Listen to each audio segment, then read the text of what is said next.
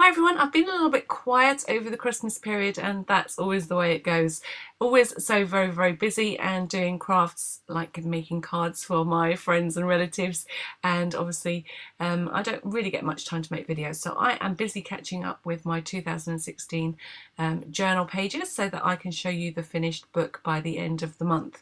So those of you that have been following along know that these journal pages have been based on Tim Holtz's 12 tags of 2016. I've made lots of tags over the years playing along with Tim, but I decided this year to make journal pages. I've really enjoyed it, and I think from your comments that you've enjoyed it too. So I'll tell you more news on that as we move through these pages. But this is Tim's tag for August. So this is a catch-up page that I'm showing you here. And I chose to pick on this sort of insert technique that he did, which he called frameworks. But I decided to give the inky technique a miss, and I'm going to go ahead and use stitching on my tag as he did on his. So they're my two sort of points of inspiration that you'll see me use. And now on with the page. So all of my pages measure 10¼ inches by 7 inches, and they are all scored from the left at 5 inches and then from the right at 5 inches, with the page in the landscape position. And that way I create for myself a little gusset, a 1/4 inch gusset in the centre of the page, which will help attach the page to the final journal when we put it all together, but it also allows us space to add more bulky embellishments without affecting the final thickness of the book. So we're not going to have a book that fans out. Hopefully by the end of this we're going to have a book that sits nicely on our shelves. So it is a little bit tricky to do the fold sometimes. You can see I'm starting out with a patterned piece of paper to start with. And because the pattern paper that I've chosen to use is single-sided, I will need 2 tags to stick together, and the tags measure 5¼ inches by 6 inches, and it's that tag that we will, or I have been adding a memory onto one side and the original inspiration, so a picture of Tim's tag on the other.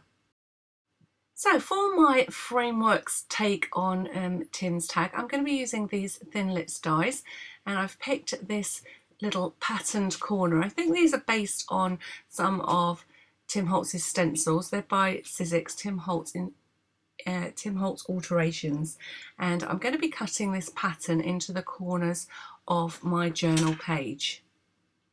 I won't be showing you too much of this die cutting, but just to show you that I'm positioning the die just on the corner. So I'm working on the top left hand corner and the bottom right hand corner of this page, and I'm going to be cutting out this texture. It's a little bit boring on the camera, so because this is an overhead shot. And you could use any kind of patterned die in order to try this technique. So you'll see as we move along that I'm going to cut the holes into the page, which I have just done, and then I'm just going to poke out all those pieces so that all I've got left is the pattern.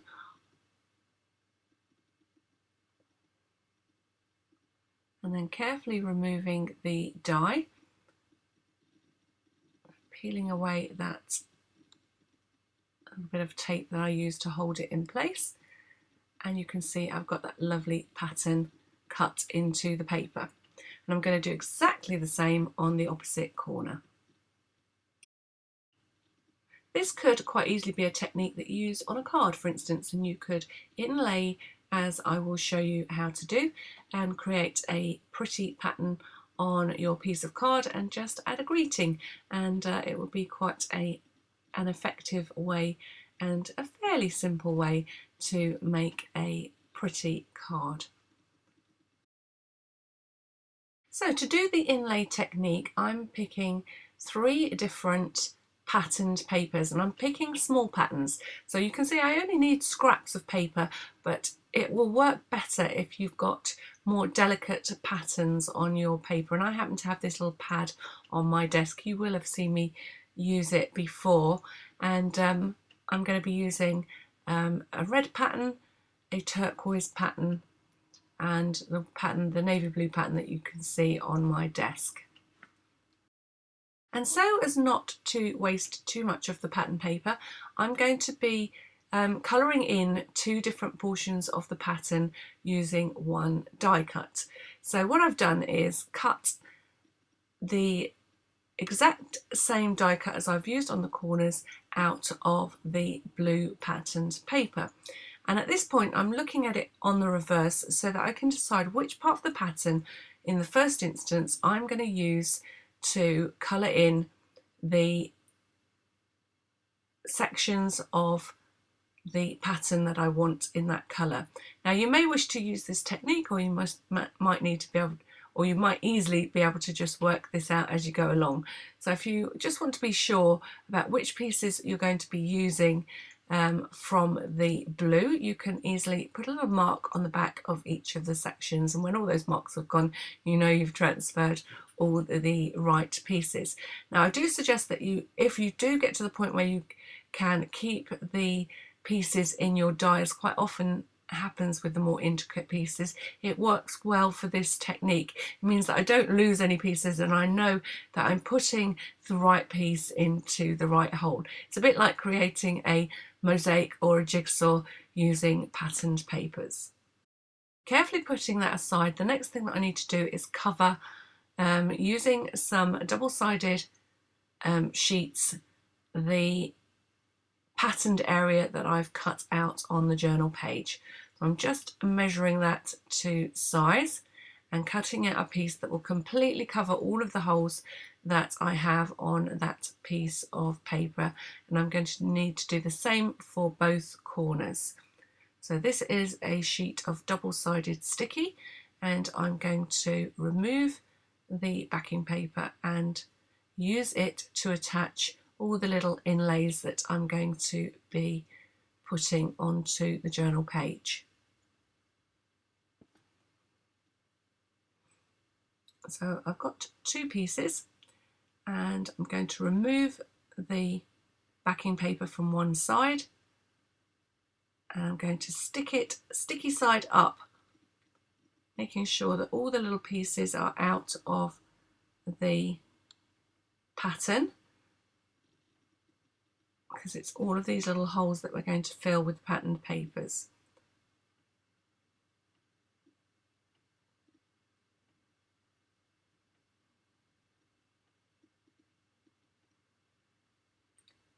And then I can stick it into position.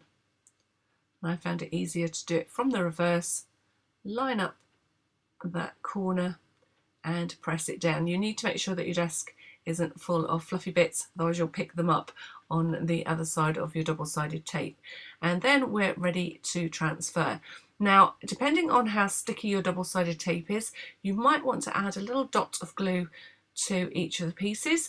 I thought that my double-sided tape was quite tacky, so I'm going to go without. But if you think it's a low tack double-sided sheet, then you might want to add little dots of glue as you work and inlay these pieces. So this is a little bit easy technique to actually see as it develops rather than to explain.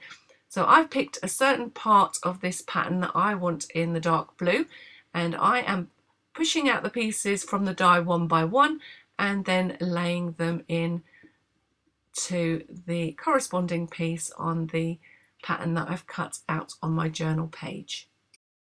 But this is quite a relaxing technique, but you do need to keep your wits about you to make sure that you fill in all the pieces that you intended to create yourself a patterned paper inlay that works for the pattern that you are creating.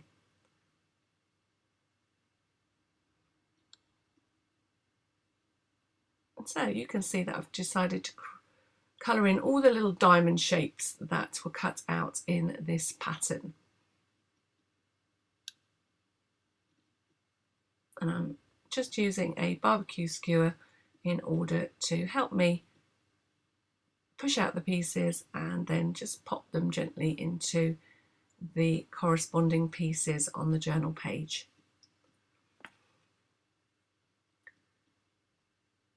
So I could have cut another piece of the blue in order to use the same pieces on my opposite corner, but I decided rather than to waste all that paper, I'm going to use a different set of pieces of the blue in the opposite corner.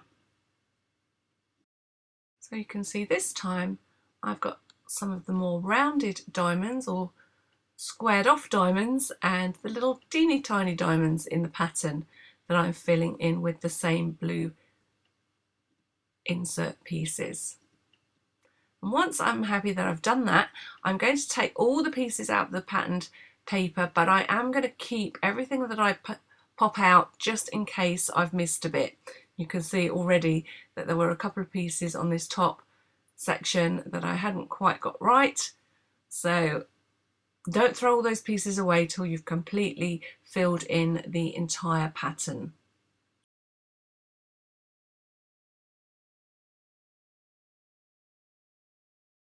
Then I cut out exactly the same pattern but on a red patterned piece of paper, and I'm deciding which pieces I'm going to use and fill in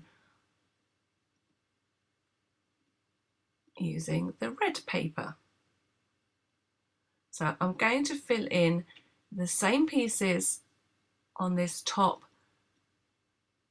left hand section as I did on the bottom right hand section. And you can see as I add these pieces how this pattern is gradually taking shape as I add all those little insert pieces. And then again, I'm picking a different section of the pattern to colour in the bottom right hand corner. So these are the more what I would call petal shapes in the pattern. And this little cutout section is quite Moroccan, I think, once it's completed.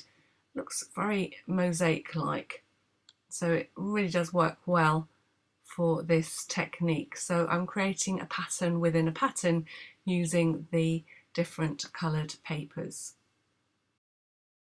And then last but not least, I've cut a section out of the blue, and some of the pieces have stuck to the mat.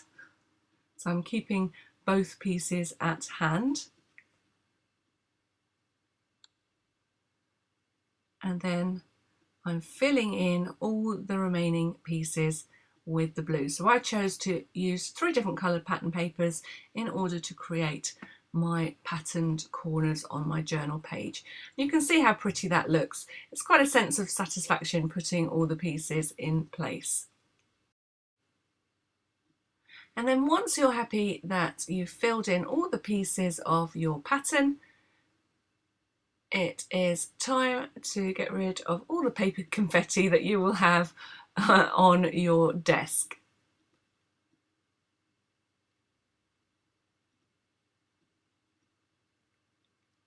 So you can see I lost a bit here and had to hunt through to find the piece I wanted, and it was still stuck to my board.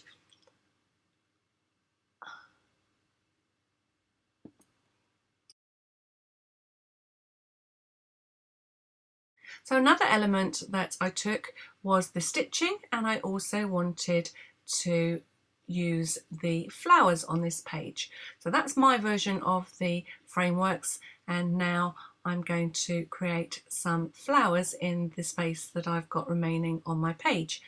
So I'm going to do stitching for the stalks, and I'm going to use 2 daisy stamps from this Da Vinci set by Rubber Dance. So you can see tons and tons of stamps in this set, and 2 very useful daisies. I've used them a lot. They're one of my favourite stamps from my Rubber Dance collection, and they are really well used.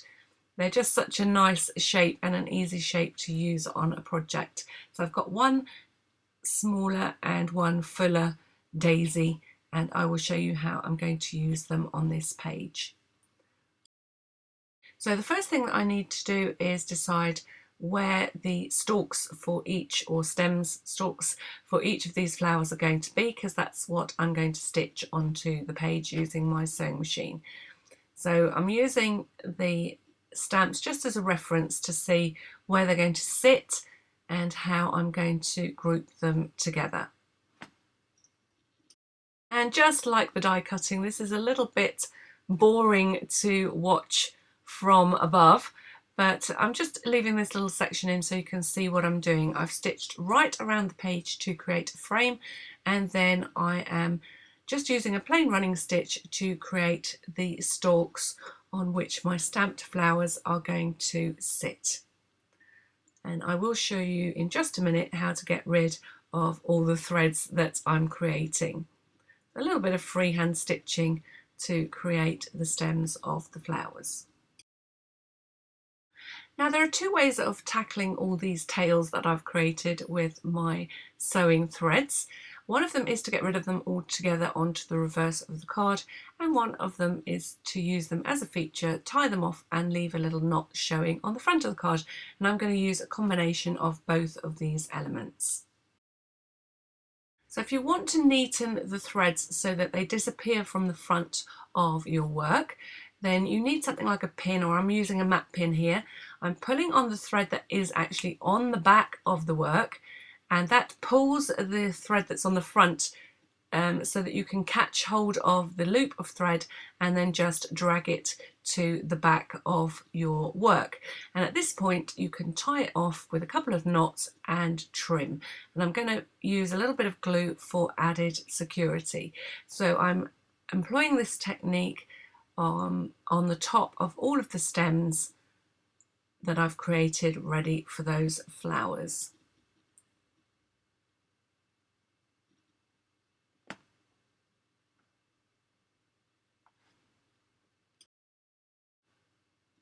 So when I turn this over, you'll be able to see how neat and tidy it all looks now on the front of the card. And then I'm just erasing those pencil lines where the sketched stems were. And I'm going to employ a slightly different technique for the bottom. So you will have seen other people, when they're using threads, they're quite happy to have the ends of the threads showing as part of the work. So I'm going to do that here. I'm literally just going to tie two threads together and then trim them off, and I'm not going to try to hide them. And I'm employing the same technique using the bottoms of the stems. So I'll have a little bit of the knot and thread showing at the bottom of the page. Think of them as roots. So two different ways to use or to tidy up your threads, either to make a feature of them on the front of the card or to tidy them away to the back. So now I'm just using the stamps, the daisy stamps that I told you about from the Da Vinci set by Rubber Dance, and some black archival ink to print some daisies in the blue pattern paper that I used on that mosaic work, and some red patterned paper. So I'm going to have a combination of blue and red daisies. I did stamp a few more just in case I needed them. I'm going to cut them out, and I am going to decoupage them onto the top of the stems that I've created with the stitching. So deciding which daisies will be the bigger daisies, the fuller daisies, and which ones will be the smaller. And I'm just cutting out all of those little individual petals, ready to stick them on the journal page. So as I cut out each of these individual blooms, you can see how nicely they look sitting on top of their stitched stems.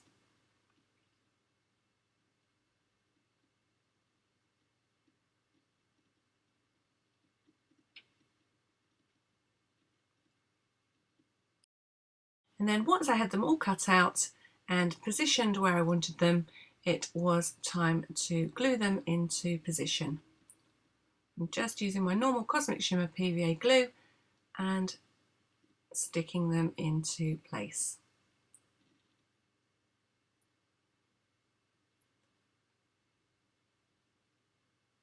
At this point, if you found that you didn't have enough daisies and you wanted to add more daisies, you could add some more stitching and carry on adding flowers to your heart's content. So I'm keeping the top right hand corner free because that's where my words are going to go, and I'm going to use the same words as Tim used on his because I thought it was quite a nice quote. And you can see I'm just removing a little bit of that double-sided tape from the gusset of the pages. It was just peeling up a little bit. And here I am adding glue to each of those little knots that I created to make sure that they will not come undone. Was that a pun? They won't come undone. And this glue dries clear. So nothing's going to unravel. And that's a quick way to ensure that it doesn't. So the next thing that I did was stick a 3/4 inch strip to the top of the two pieces that I'm going to use to put together to make the tag. So they're glued into position, and now I'm going to add some stitching. Having another look at Tim's stitching, I saw that he'd added some zigzags on to his straight stitching, and I quite liked that look, so I'm putting it back under the machine and just adding some random zigzags here and there on top of the straight stitching that I've already done. And then once I've done that, again I'm going to tidy away all of those loose ends. So you can see there, just add a little bit of zigzag stitching, and then I will tidy all those loose ends up.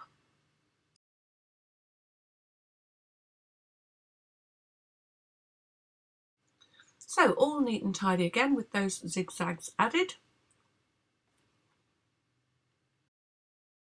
And I've also added some zigzags to the tag, or one side of the tag.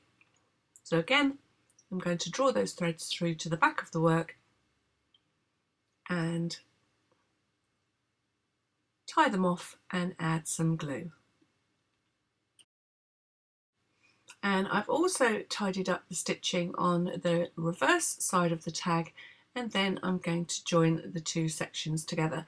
So one side of the tag has Tim's original inspiration, and the other side of the tag has a memory that was brought to mind by either the month or what was going on in my life at that particular time when I created the page.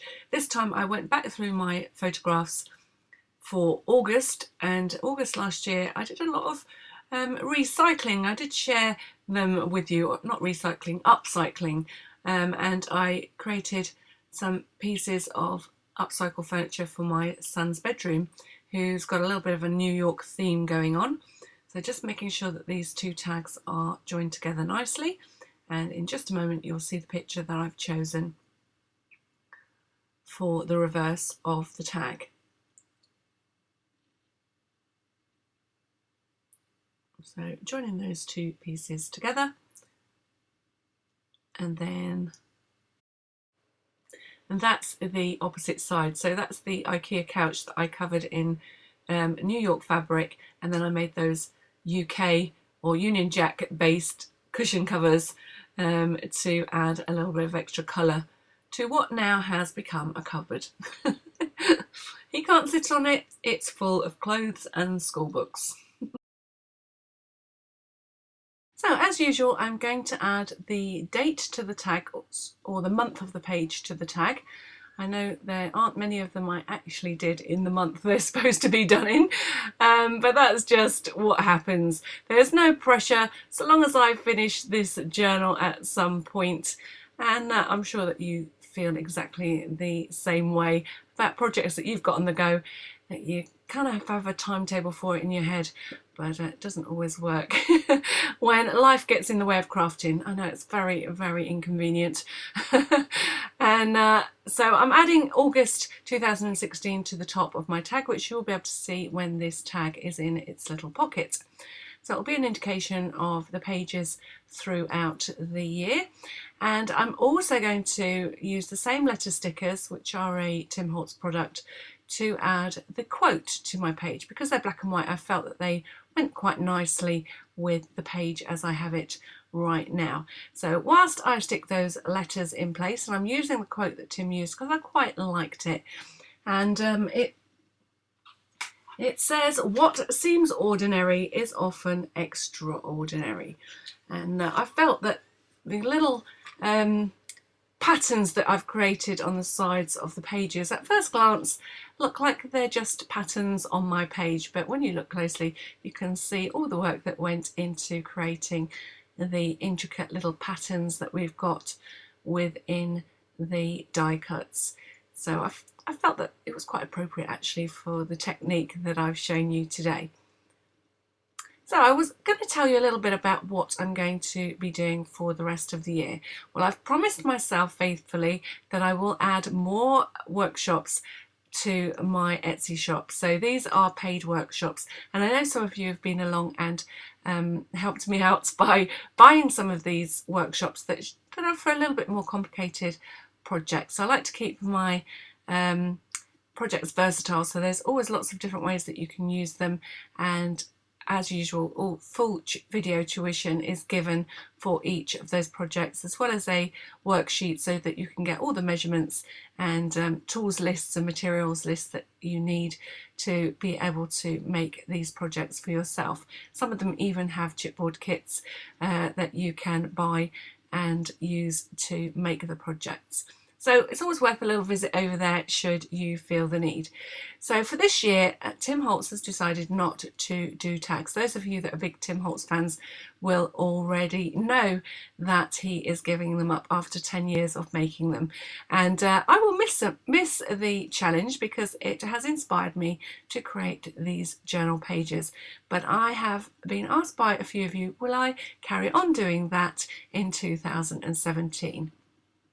So I'm going to go solo. I'm going to create journal pages for each of the months of 2017, and I'm going to keep this format. It works really well. It allows us to explore different techniques, have plenty of room to work and create a beautiful page, and I love the combination of the art journaling and mixed media work with a tag, because the tag enables us to journal something about our year. So as well as recording our art, we're going to do a little bit of scrapbooking so that we can bring back to mind by the end of the year the memories that we have had as we have gone about our lives in amongst all of our art. I thought it was quite nice. I do like scrapbooking, so it was a nice way. I've really enjoyed this format and being able to bring you a few memories in with the art journaling.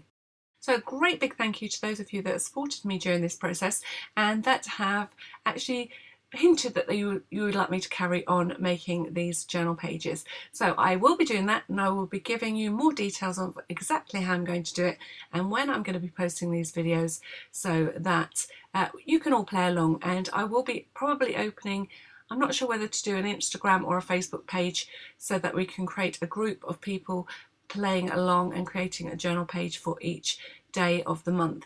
You definitely won't have to copy mine exactly, although you're more than welcome to if you want to, but it will be all about taking a little bit of inspiration and a little bit of time to create a journal page every month that you can take a little bit of me crafting time and end up with a beautiful book at the end of it. But first things first, I'm going to get all of the journal pages finished from 2016. So I will definitely tell you more about that once we put all of this work together. So watch this space and I will give you more information very soon. So now it's time to create the space where the tags will sit. So this is my July page, and you can see I've already done that here, and this will join on to my August page.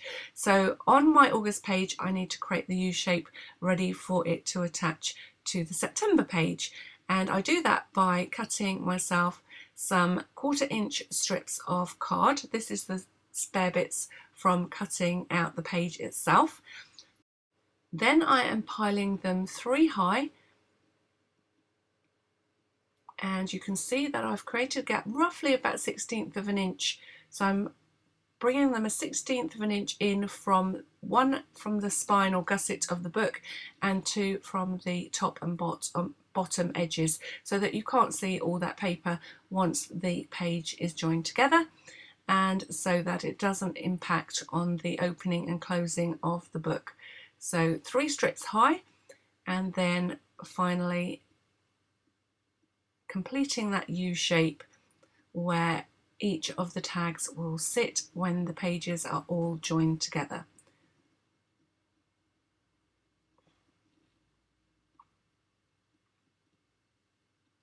So this little U shape is on the right hand page of each of the pages of the journal, and then when I join the left hand page to the right hand page to create my book shape, I also create a pocket that's deep enough for my tags to easily slide in and out of.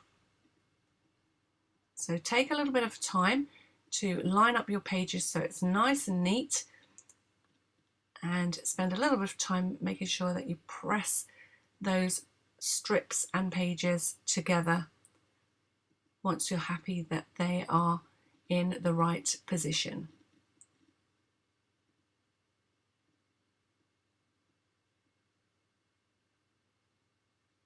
And I always test it with the tag, but whilst it's drying I take the tag out just to make sure if there's any little spare bits of glue it won't stick the tag to the inside of the book. The reason I'm using glue is because double-sided tape does leave a residue, and so glue is best for this job. So you can see I've also got my November page, and I've decided to join my journal into 2 volumes because it worked out quite thick. I'm going to, this is the first half of the year, a few little bits of journaling still to do. You can see how different each of my pages were, and I really have had fun putting this together. I'm really going to enjoy when they are in their final volumes. So I've tried to vary the tag tops because they are all visible from the side of the album, so it's quite nice to have. Some of them have got ribbons, some of them have got leaves, and this one is going to have flowers, and I'm going to cut these little daisy shapes out of the patterned papers that I already used. Unfortunately I didn't leave myself enough to avoid starting some new pattern papers.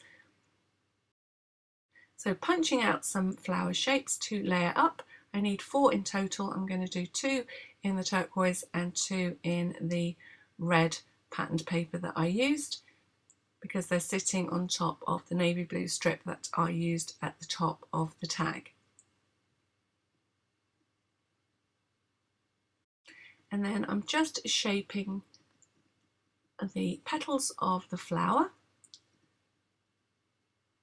So I've shaped the blue flower, and the 2 red flowers I'm going to stick flat because I'm joining the front flower, or the flower on the front of the tag, to the flower on the back of the tag.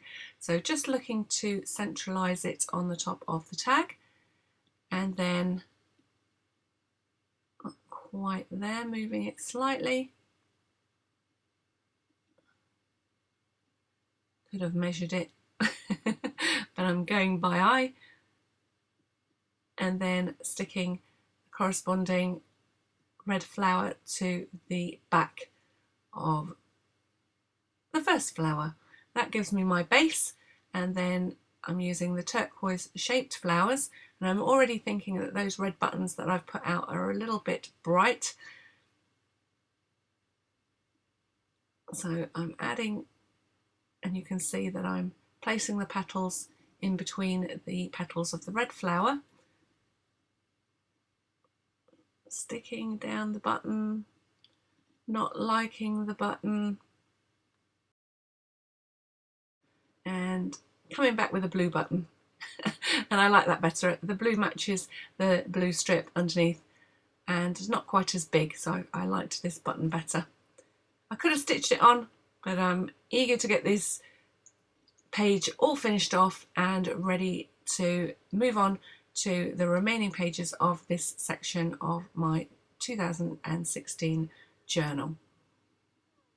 So So I hope you've enjoyed this process and that you are looking forward to seeing this book finally finished. So I've got another page of finished, I've got another page half finished, and then I've got one more to go, and then I will show you how to cover this journal.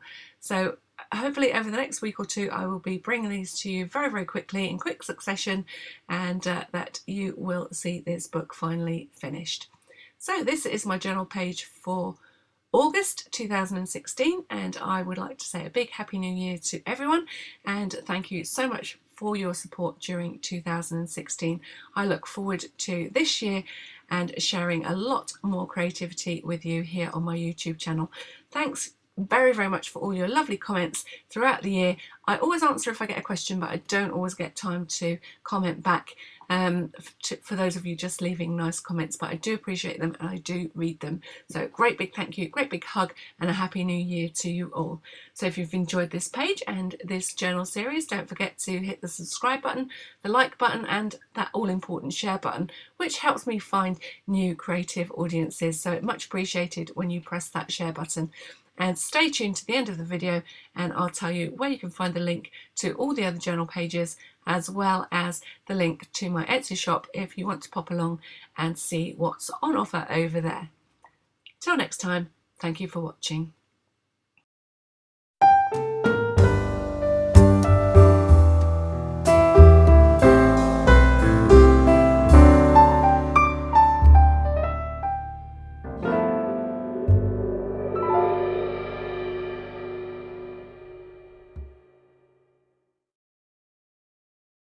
So here is the playlist for my 12 journals of 2016, all the pages I've got so far, that is.